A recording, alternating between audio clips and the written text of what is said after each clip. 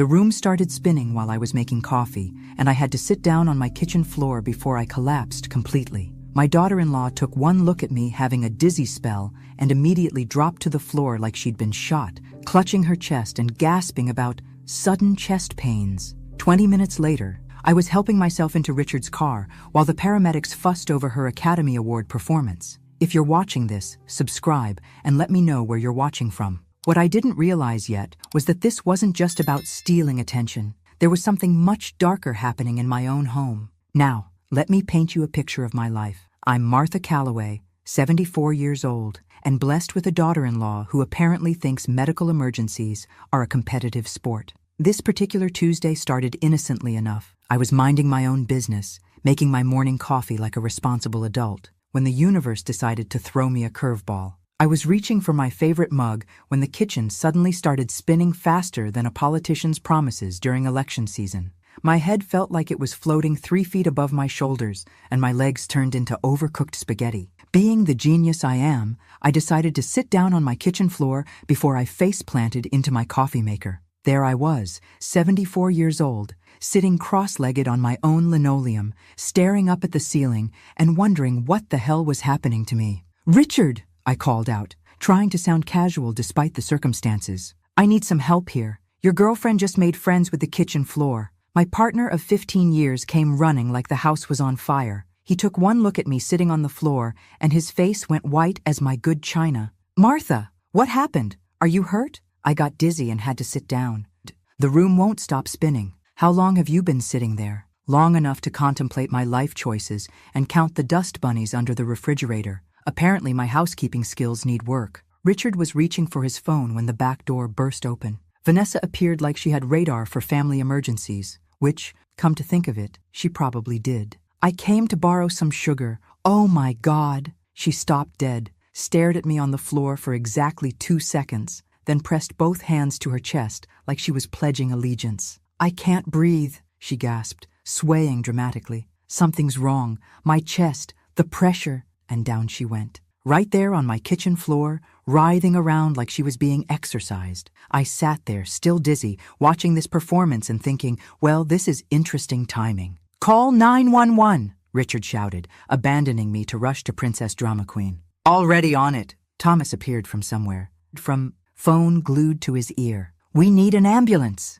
1 ambulance. For 2 emergencies. Guess which one got priority? I'll give you a hint. It wasn't the person who was actually sick. The paramedics arrived faster than pizza delivery, took one look at Vanessa's theatrical writhing, and immediately swarmed her like she was the only patient in a 50-mile radius. Meanwhile, I sat on my kitchen floor, still dizzy, watching this circus unfold. "Ma'am, we need to get you to the hospital immediately," they told Vanessa, loading her onto a stretcher. "What about my mother?" Thomas asked, gesturing vaguely in my direction like I was a forgotten grocery bag. "Can she walk to the car? Can she walk to the car?" Like I was the afterthought in my own medical emergency, which technically I was. "I think I can manage," I replied, accepting Richard's help to stand up. The dizziness was fading, but something else was just beginning to take shape in my mind. 20 minutes later, we were at Mercy Hospital, where Vanessa had managed to claim 3 nurses, 2 doctors, and the complete attention of my entire family.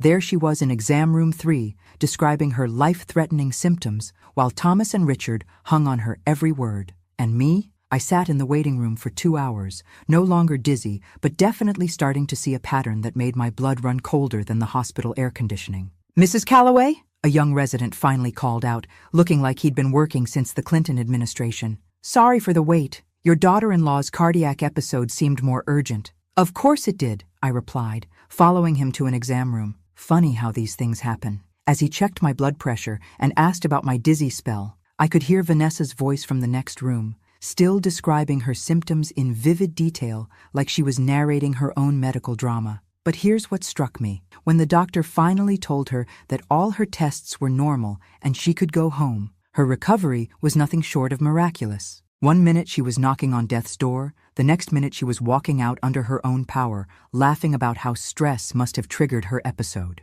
Stress. The stress of having to share medical attention, apparently. "Your blood pressure is slightly elevated," the resident said, "but that could be from the stress of the episode." "How often do you have dizzy spells like this?" "More often lately," I admitted. maybe once or twice a week. Any other symptoms? Nausea, fatigue, changes in appetite? Now that he mentioned it, yes. I'd been feeling more tired lately, having bouts of nausea that came and went like uninvited guests. I'd chalked it all up to getting older, but sitting there in that sterile exam room, I started to wonder. Some nausea, yes, and I've been more tired than usual. At your age, these symptoms could indicate several things. I'd recommend following up with your primary care physician for a more thorough workup. That night, I sat in my favorite chair, no longer dizzy, but definitely thinking, because this wasn't the first time something like this had happened. In fact, the more I thought about it, the more I realized there was a pattern here that I'd been too polite or too trusting to acknowledge. 3 months ago, when I'd fallen down the stairs and hit my head, Vanessa had suddenly developed breathing problems that required oxygen and an EKG. The EMTs had spent more time treating her panic attack than checking me for a concussion. 6 months ago, when I'd had that car accident and needed stitches for the cut on my forehead, Vanessa had fainted at the scene and claimed the first ambulance while I waited in the rain with blood dripping into my eyes. And last year, during my gallbladder surgery, Vanessa had such a severe panic attack in the waiting room that they'd had to call a separate medical team to treat her while I was on the operating table. Every single time I'd needed medical attention, Vanessa had managed to upstage me with her own emergency. It was like having a medical understudy who kept pushing the star off the stage. I pulled out a notebook and started writing down every incident I could remember. The more I documented, the clearer the pattern became. It wasn't just coincidence. It was systematic. But why? What did Vanessa gain by stealing medical attention from her mother-in-law? Was it just narcissism, or was there something more deliberate happening here? I thought about the way Richard had looked when the paramedics were treating Vanessa instead of me. Not worried or confused, but almost relieved. And I thought about how quickly Vanessa had appeared in my kitchen that morning. I hadn't called her. Thomas hadn't called her. She'd just shown up, right as I was having my dizzy spell, like she'd been expecting it, like she'd been waiting for it. The next morning, I did something I hadn't done in years. I started keeping a detailed medical journal, not the Dear Diary kind, but a proper log. Times, symptoms, circumstances, who was present, how long episodes lasted, and most importantly, Vanessa's reactions to each incident. I also started making phone calls. First, I called my old friend Dr. Sarah Mitchell,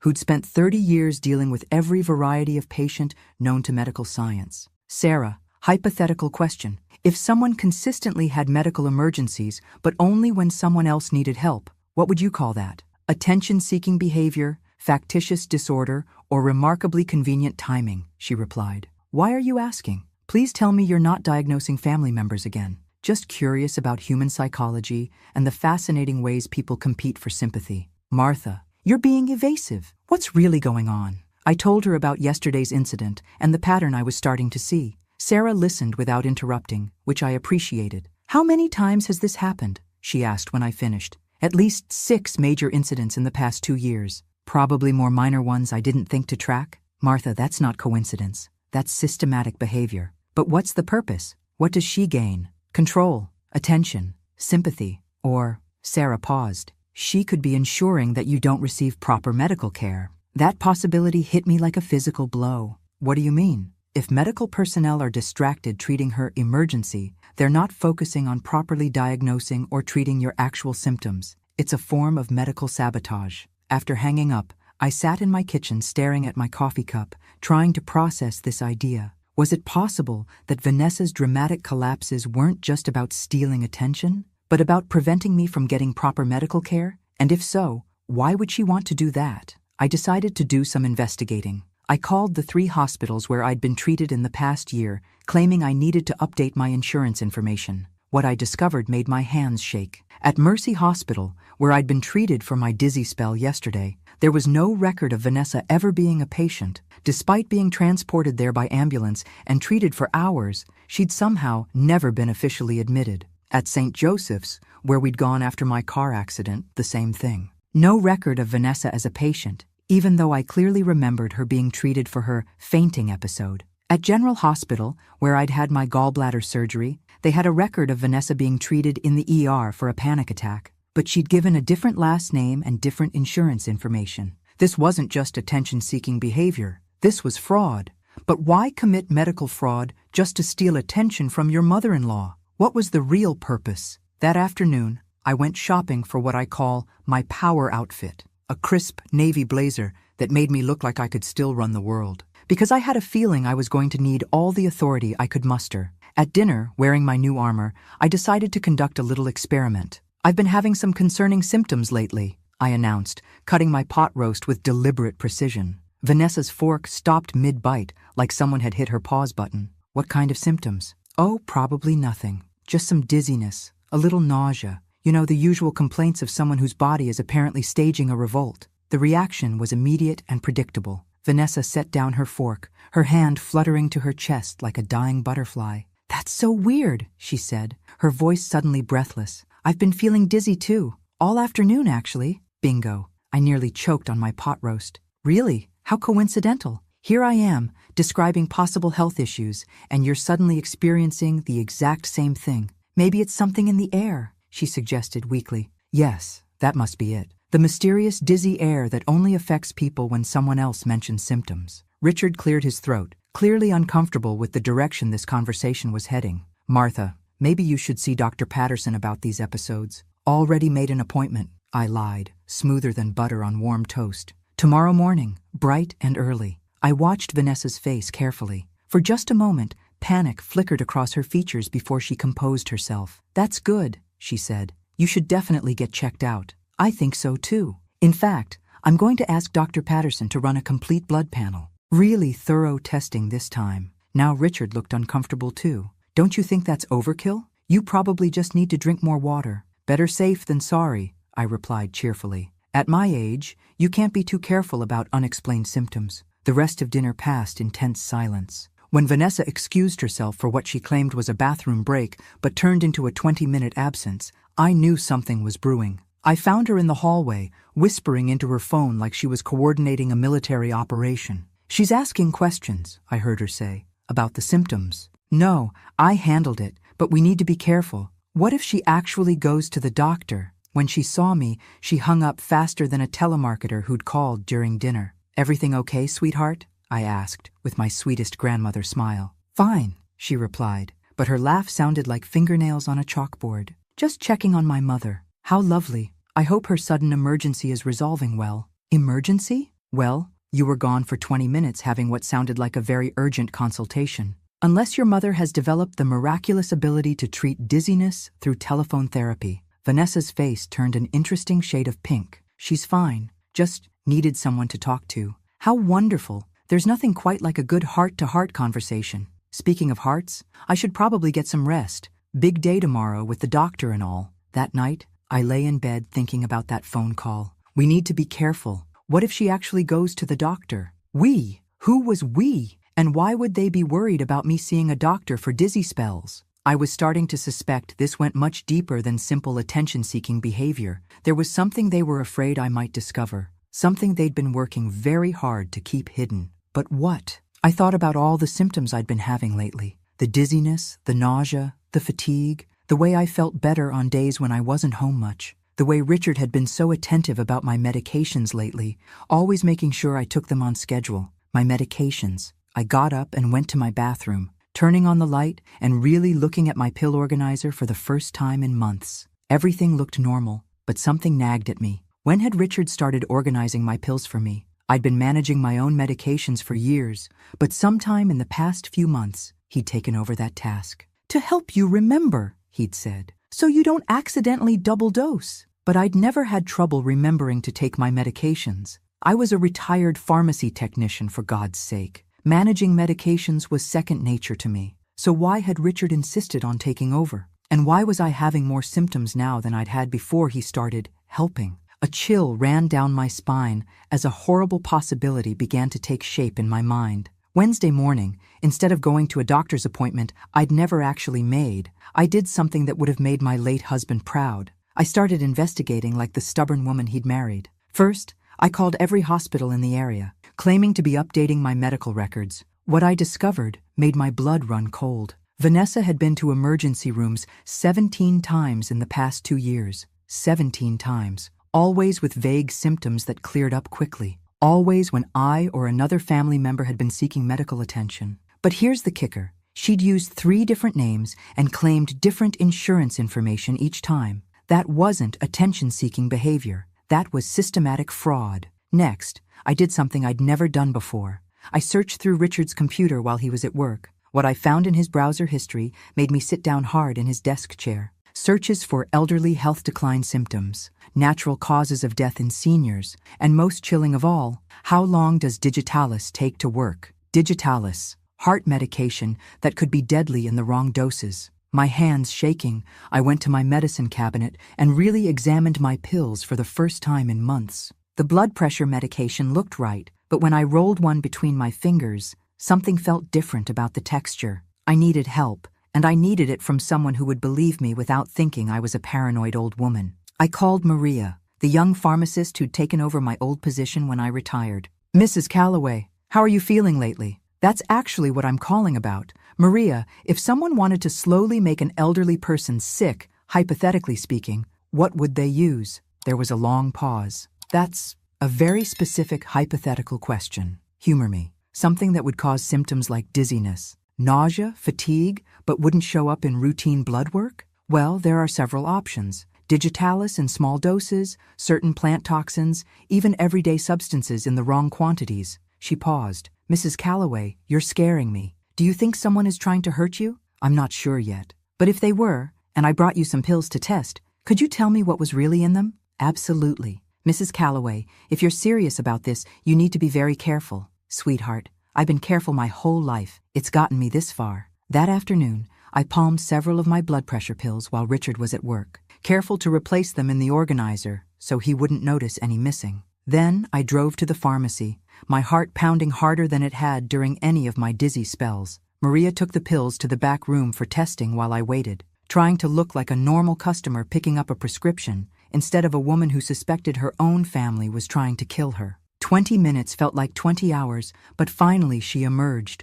her face pale as fresh snow. "Mrs. Calloway, these aren't blood pressure medications. They're digitalis compounds, high doses." The world tilted around me, but this time it wasn't from any dizzy spell. This was the earth-shaking realization that my worst fears were true. "What does that mean?" I whispered. "It means someone has been poisoning you, slowly, carefully, but poisoning you nonetheless." I gripped the counter to steady myself. "How long would it take to work?" "Depends on the dosage. Could be weeks, could be months." The symptoms would start mild, dizziness, nausea, fatigue, then gradually worsen until... She couldn't finish the sentence. "Until I had a heart attack that looked completely natural." She nodded. I stood there for a moment, processing this information. Someone in my own family was trying to kill me. Someone who sat at my dinner table, who hugged me goodbye, who called me Mom. And now I understood what Vanessa's dramatic collapses were really about. Every time I showed symptoms of poisoning,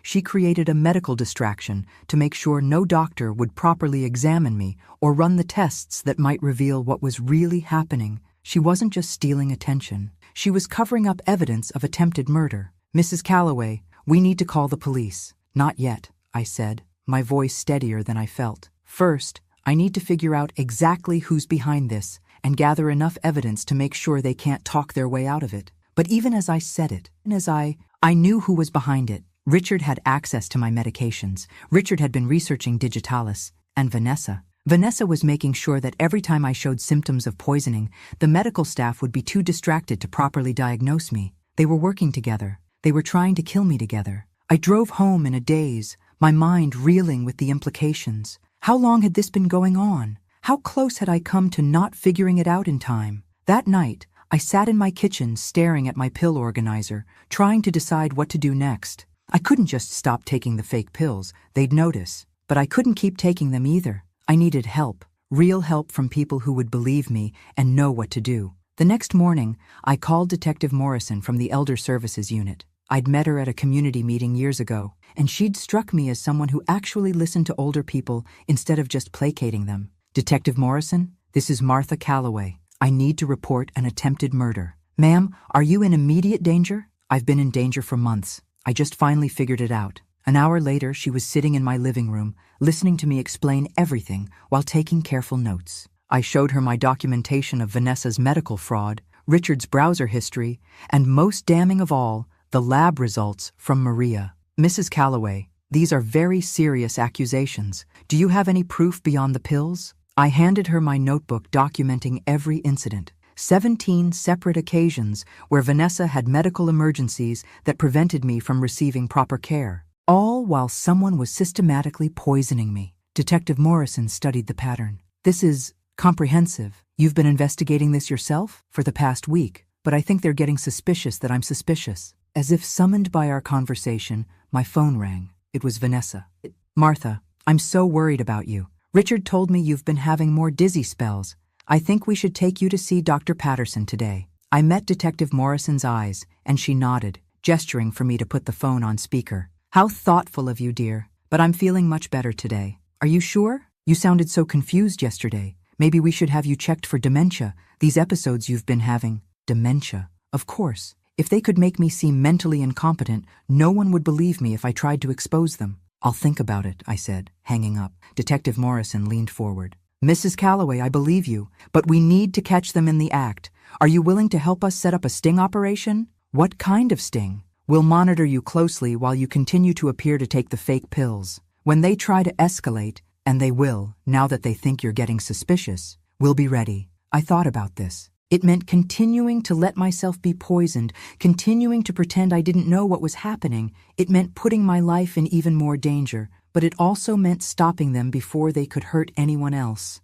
And it meant making sure they couldn't claim it was all a misunderstanding or that I was just a confused old woman imagining things. What do I need to do? The plan was simple in theory, terrifying in practice. I would continue my normal routine while wearing a hidden monitoring device. Detective Morrison's team would be watching my house, and I had a panic button that would bring them running if things went wrong. What I didn't expect was how quickly things would go wrong. Friday morning, Richard seemed agitated as he prepared my breakfast. Instead of the usual 1 pill beside my orange juice, he placed 3. You seem to be having more episodes lately, he said, not quite meeting my eyes. Dr. Patterson thinks you should increase your dosage. When did you talk to Dr. Patterson? Yesterday while you were napping. I pretended to take the pills, palming them like a Vegas magician while my heart raced. 3 pills instead of 1. They were trying to finish this quickly. Actually, Richard, I've been thinking about what Vanessa said yesterday. Maybe I should see about getting checked for dementia. His face lit up like Christmas morning. Really? I think that's very wise. Could you call and set up an appointment, maybe for this afternoon? Of course. I'll call right now. As soon as he left the room, I activated the panic button Detective Morrison had given me. But instead of the cavalry arriving, I heard Richard on the phone in the next room. She wants to be evaluated for dementia. Yes, this afternoon if possible. The memory care unit? Perfect. Memory care unit. They weren't just trying to have me declared incompetent. They were trying to get me committed. I needed to get out of the house. But before I could move, I heard Richard's footsteps returning. Good news, he announced, seeming genuinely happy for the first time in weeks. Dr. Patterson can see you this afternoon. They have an opening at the memory care facility. Memory care facility? Just for evaluation, he said quickly. To make sure you're getting the right treatment for your confusion. How thoughtful. And Vanessa will be coming too? She insisted. She's so concerned about you. I'll bet she was. Once they got me committed to a memory care facility, they could control my medical treatment completely. They could increase the poison, prevent me from communicating with the outside world, and make my death look like the tragic but natural decline of an elderly woman with dementia. It was actually brilliant, in a completely psychotic way. What time is the appointment? I asked. 2 o'clock. We should leave here around 1:30. That gave me 4 hours to either escape or spring the trap. 4 hours to decide whether to run or fight. I chose to fight. Richard, I said sweetly, I'm feeling a little anxious about this appointment. Could you make me some tea? That chamomile blend I like? Of course, sweetheart. As soon as he went to the kitchen, I quickly activated my phone and sent a text to Detective Morrison. They're trying to commit me today. 2 p.m. appointment at memory care facility. Need help now. Her response was immediate. Team in position. Stay calm. Follow the plan. What plan? The plan was to catch them escalating their poisoning attempts, not to let them lock me up in a facility where I'd be completely at their mercy. Richard returned with my tea, and I noticed his hands were shaking slightly as he set the cup down. Nervous about something? I asked. Just worried about you, he replied, but he couldn't quite meet my eyes. I pretended to sip the tea while watching him carefully. He seemed to be waiting for something, checking his watch every few minutes. Then I understood. The tea wasn't just tea. They drugged it, probably with something to make me seem confused or disoriented for the appointment. I set the cup down. This tastes bitter. Did you put sugar in it? No sugar. Maybe the tea's old. Maybe. I stood up slowly. I think I'll lie down for a bit before we have to leave. Good idea. Rest will help. But as I walked toward the stairs, the room started spinning again. Not the mild dizziness I'd been experiencing from the poisoned pills, but something much stronger. Whatever they'd put in that tea was working fast. I made it to my bedroom and closed the door, my hands shaking as I reached for the panic button. But before I could press it, I heard voices downstairs. Vanessa had arrived early. Is she drinking it? She asked. She had some, but not all of it, Richard replied. Maybe we should have used more. We can't use more. It has to look natural, remember? Like she's just getting confused and disoriented? I crept to the top of the stairs,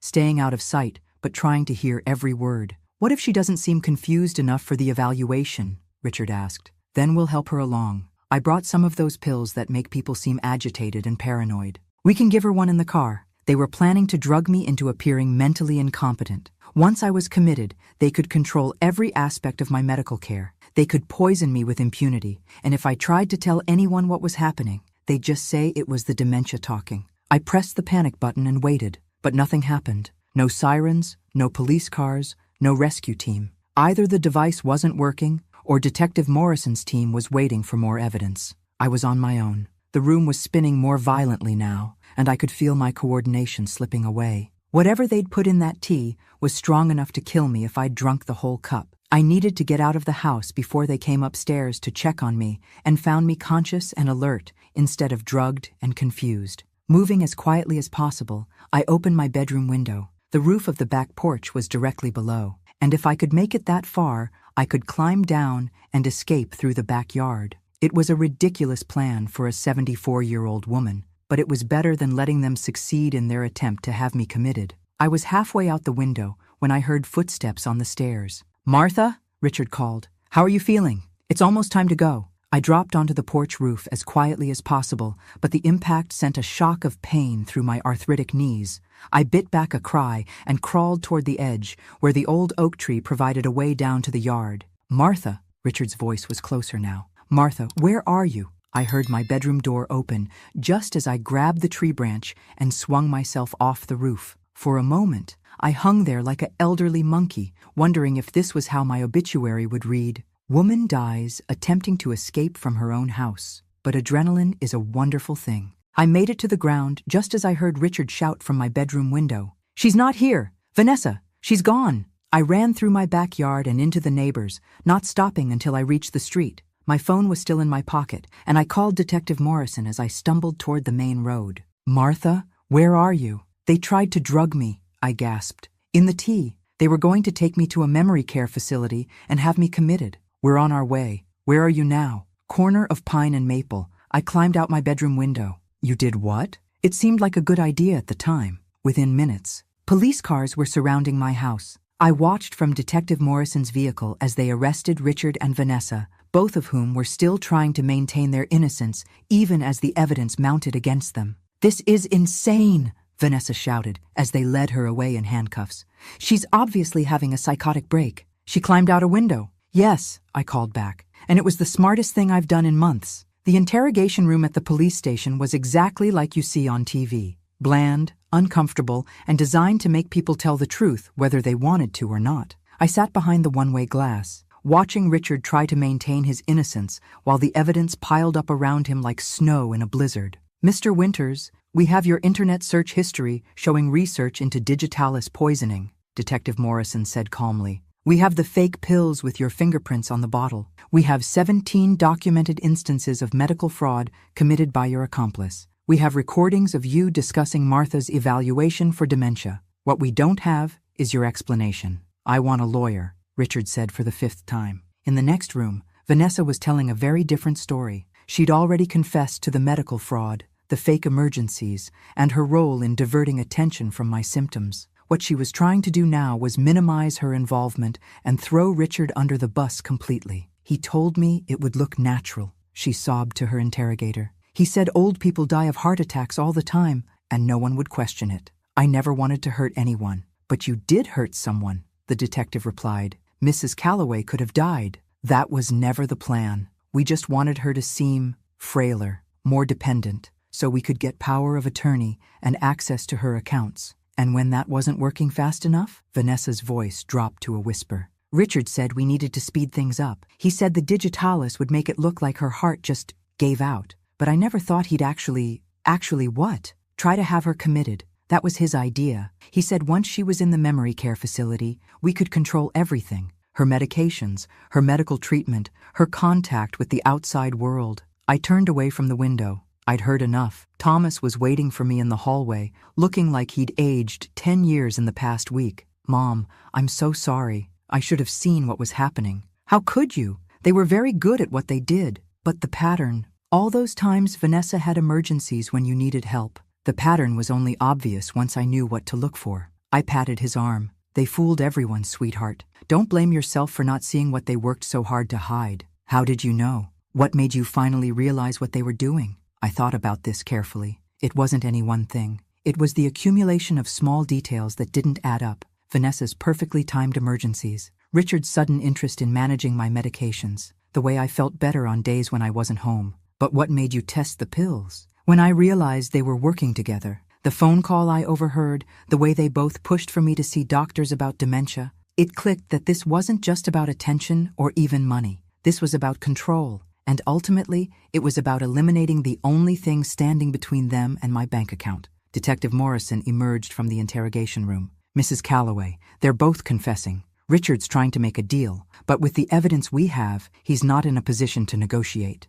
How long will they go away for? Attempted murder, elder abuse, fraud, conspiracy. They're looking at significant prison time, 15 to 20 years, minimum. That night, Thomas stayed over, afraid to leave me alone even though the danger was past. We ordered pizza and sat in my kitchen, the same kitchen where this nightmare had started, and talked about everything except what had just happened. But eventually, he asked the question I'd been dreading. What happens now? How do we move forward from this? I looked around my kitchen, thinking about all the mornings I'd sat here taking pills that were designed to kill me, all the meals I'd shared with people who were plotting my death. Now, I said, we remember that survival isn't just about staying alive. It's about refusing to let the people who hurt you define who you become. The trial lasted 3 weeks, and every day brought new revelations about the scope of Richard and Vanessa's conspiracy. They'd been planning my murder for over a year, carefully researching methods that would be undetectable and appear natural. The prosecution painted a picture of two people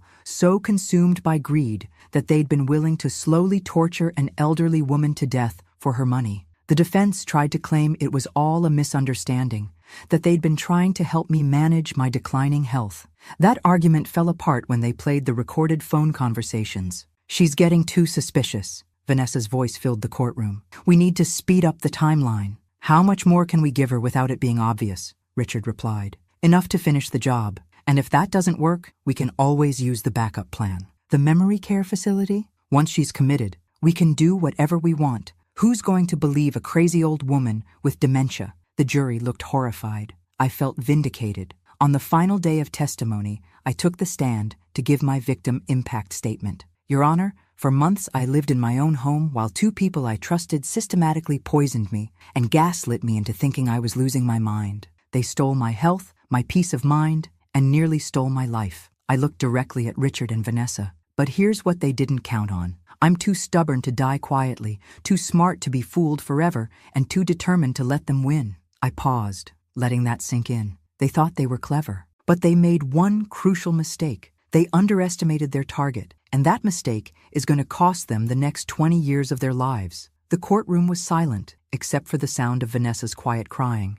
I hope they use that time to think about the fact that their greed didn't just nearly destroy my life, it destroyed my son's marriage, broke apart our family, and shattered the trust that should exist between people who claim to love each other. I straightened my shoulders. But most of all, I hope they understand that their failure wasn't just about getting caught. It was about choosing to target someone who refused to be a victim. The jury deliberated for less than 4 hours. Guilty on all counts. Richard was sentenced to 22 years for attempted murder, elder abuse, fraud, and conspiracy. Vanessa received 18 years for the same charges. Both sentences were to be served without possibility of parole for at least 15 years. As they were led away, Vanessa looked back at me one last time. You can't prove we actually tried to kill you, she said desperately. It could have been an accident. I held up my notebook, the same notebook that had helped convict them. Actually, sweetheart, I proved exactly that. Every dizzy spell, every fake emergency, every lie you told, it's all documented.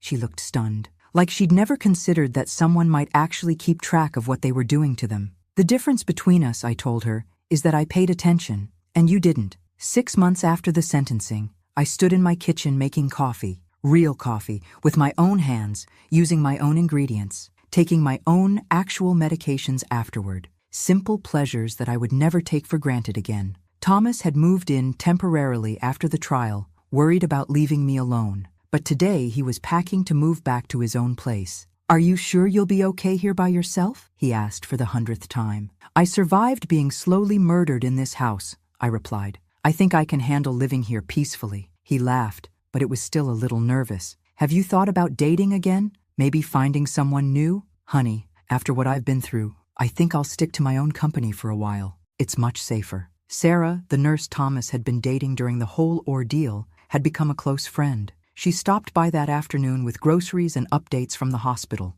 You know what I admire most about your story? She said, as we prepared dinner together. You never gave up on yourself. Even when they were making you doubt your own mind, you trusted your instincts. The alternative was dying, I replied, and I wasn't ready for that. Are you ready to start really living again? I thought about this question while we cooked. For months, I'd been focused on survival, on catching the people who were trying to kill me, on seeing justice done. But now that it was over, what came next? I think I'm ready to help other people avoid what happened to me, I said finally. That's how the Martha Calloway Foundation for Elder Protection was born. Using the settlement money from Richard's insurance policy and the proceeds from selling the story to a true crime podcast, I'd established a nonprofit dedicated to training healthcare workers, law enforcement, and families to recognize the signs of elder abuse. Detective Morrison had become the director of training, and Dr. Sarah Mitchell served on the board. We'd already helped identify and prosecute 12 cases of elder abuse across 3 states. You know what the best part is? Detective Morrison said during our quarterly board meeting. Every case we solve, every family we help, it's like getting revenge on Richard and Vanessa all over again. I smiled. The best revenge isn't getting even. It's making sure no one else has to go through what you went through. That evening, I sat in my garden watching the sunset, thinking about how much my life had changed. A year ago, I'd been a trusting elderly woman living quietly with her partner. Now I was a nationally recognized expert on elder abuse, a best-selling author, and apparently something of a folk hero to people who'd been underestimated because of their age. My phone rang. It was a woman from Oregon whose symptoms sounded familiar. Mrs. Calloway, I think my son-in-law might be poisoning me. Every time I feel sick, his wife has some kind of emergency that takes all the attention away from me. Tell me everything, I said, pulling out a notebook. And don't worry, we're going to figure this out together. As I listened to her story, I felt that familiar surge of determination. Because Richard and Vanessa had taught me something important. The world is full of predators who target the vulnerable. But they'd also taught me something else. Sometimes the vulnerable fight back. And when they do, they're absolutely ruthless about it. After I hung up, I made one more phone call to Detective Morrison. We've got another one, I said. Oregon this time. Same pattern. I'll make some calls. How soon can you be there? Tomorrow morning, but this time we're not waiting for them to escalate. This time we stop them before they get that far. I hung up and looked around my quiet house, the house where I'd nearly died, and where I'd found the strength to fight back and win. Tomorrow, I'd help another elderly person refuse to be a victim. Next week, I'd give another speech about recognizing the warning signs of elder abuse. Next month, I'd help train another group of healthcare workers to spot the patterns that almost killed me. It wasn't the retirement I'd planned, but it was exactly the life I'd chosen. And as I sat there in my safe, quiet house, alive and free and completely in control of my own destiny, I smiled, because sometimes the best revenge is simply refusing to die. And I intended to live a very, very long time indeed. Thanks for listening. Don't forget to subscribe and feel free to share your story in the comments. Your voice matters.